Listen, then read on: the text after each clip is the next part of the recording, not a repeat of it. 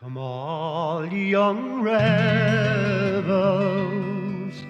and list while I sing. For love of one's country is a terrible thing.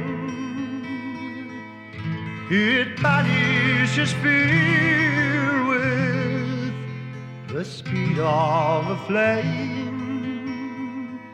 It makes us all part in the patriot game.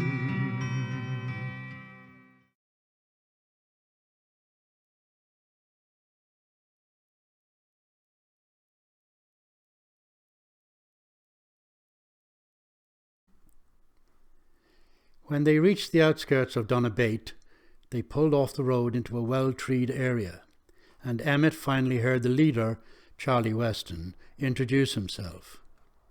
Weston pointed out two of his own men.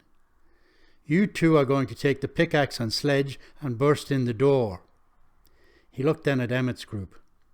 "I need another strong lad to take the crowbar and help with that." Seamus stepped forward before anyone else could speak. "I'm your man, sir." Ned nodded his agreement and then looked back to Weston. "Have you a crowbar with you?"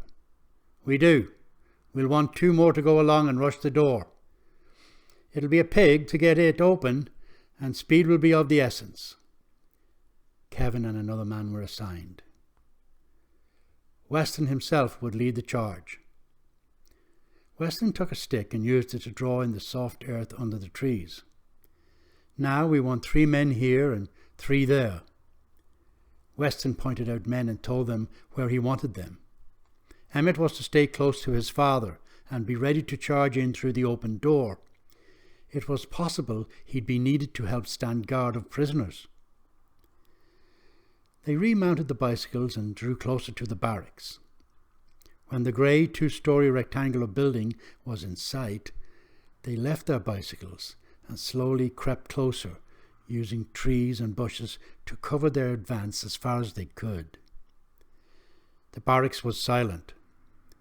Emmet kept staring at the rows of windows on the main and second floor, like so many blank staring eyes. Weston held up his hand as he studied the building surrounded by the whitewashed stone wall. A police bicycle rested against the wall near the open gate. Emmet's teeth were chattering, and he clenched his jaw to still them. Suddenly, Weston's arm dropped. "Go!" The 6 men rushed through the gate to the door.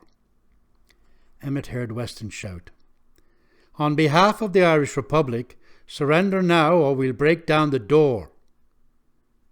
The air cracked with a volley of gunshot exploding from a top-floor window.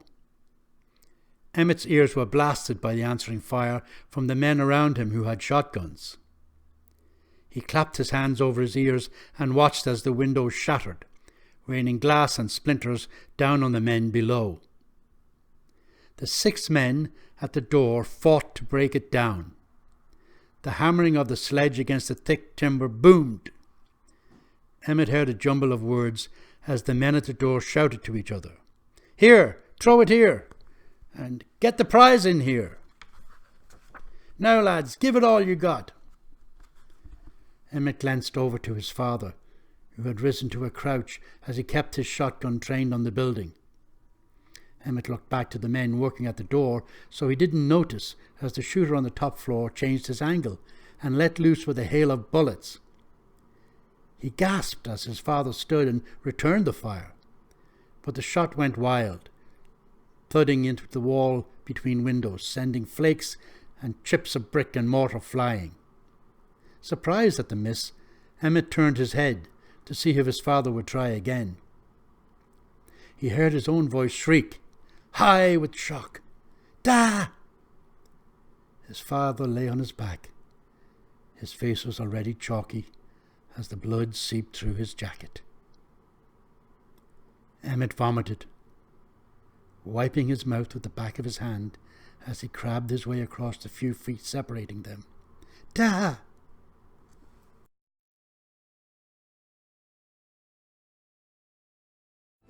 country bold. He fought for Ireland, and Ireland only. The harp and shamrock, green, white and gold.